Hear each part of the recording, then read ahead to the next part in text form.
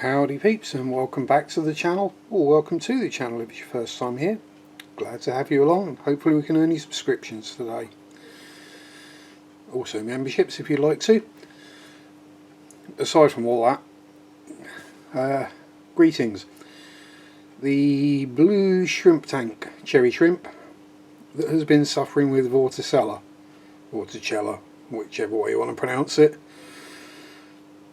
Furry shrimp in other words, and the problem has been solved without the use of any strong chemicals or any nasties. You might be thinking, hang on Sharp, that looks a bit different to when you first told us it had it. Well yes, as I said in the previous video, it's had a bit of a redo. I may go a bit overboard on these things, let's be honest. Rather than risk anything that was in the tank at the time having the parasite, either adult or egg form, on it,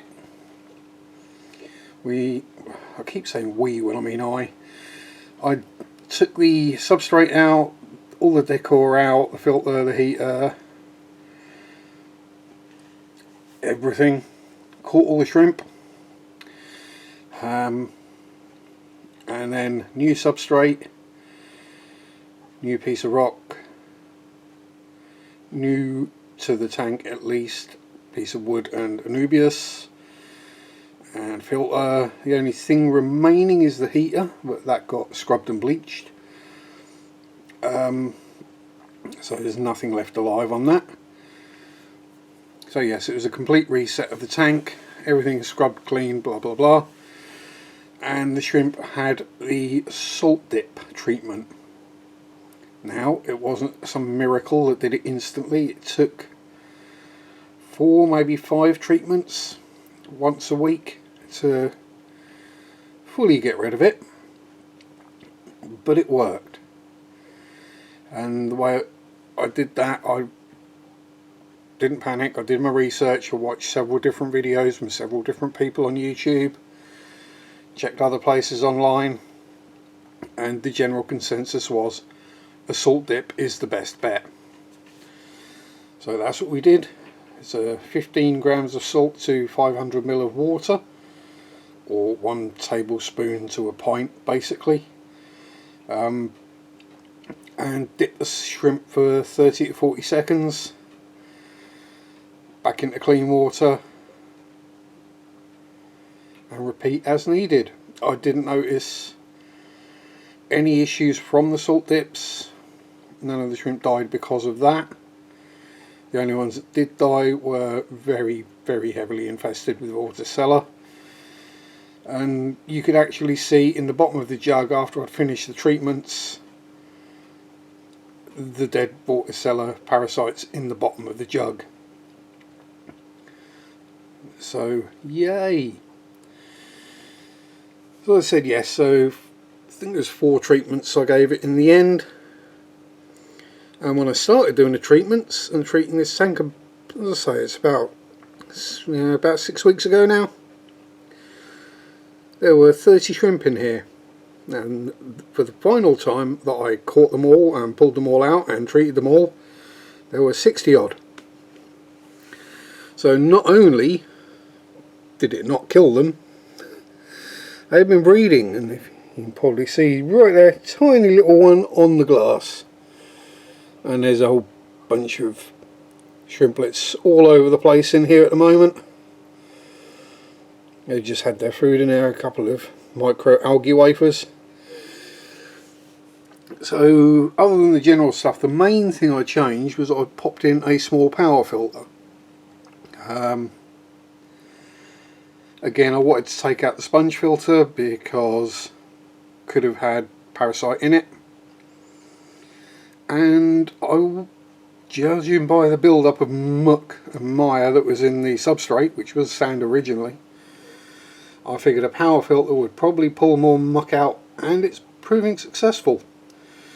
I'm cleaning it out once a week and the water's coming out murky, so it's doing a good job of cleaning. Yes, one of the suction cups has fallen off, but hey ho. I also took the 3 neorite snails out of here, popped them in quarantine in another tank as well without shrimp. They've only recently gone back in, which is why we've still got the green algae on the glass and the thermometer or the heater and the rock, and but that's a good thing. The algae provides a home for the stuff that the shrimpies like to eat, so we're not going to complain about that. And other than that, I think all is good. There's not really a lot else I need to say. The only thing I will add is when I did reset the tank up, because there was literally no food in it available, I did add some of the protein mix, the bio mix, some montmorillonite clay, and one of the mineral blocks from Mark's shrimp tanks, just to seed some life into the tank, as it were, and some of the liquid first fry food from Liquifry, because that promotes infusoria growth. And so far all appears to be well. As I say, the shrimp are breeding, so you know, you get the odd death, but that's kind of expected in shrimp tanks. But yep, molting, breeding, feeding, happy shrimpies. Anyway, thank you very much for watching. It's been a bit of a waffly one considering what I was wanting to say. If you made it this far, thank you very much. Like, comment, subscribe. Anything you want to ask, stick in the questions below. If there's a video you'd perhaps like to see me attempt to do, stick that in the comments below as well.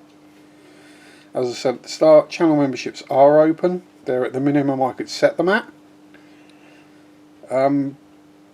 Super chat, super thank, all that stuff is on, blah blah blah blah blah, self promotion rubbish.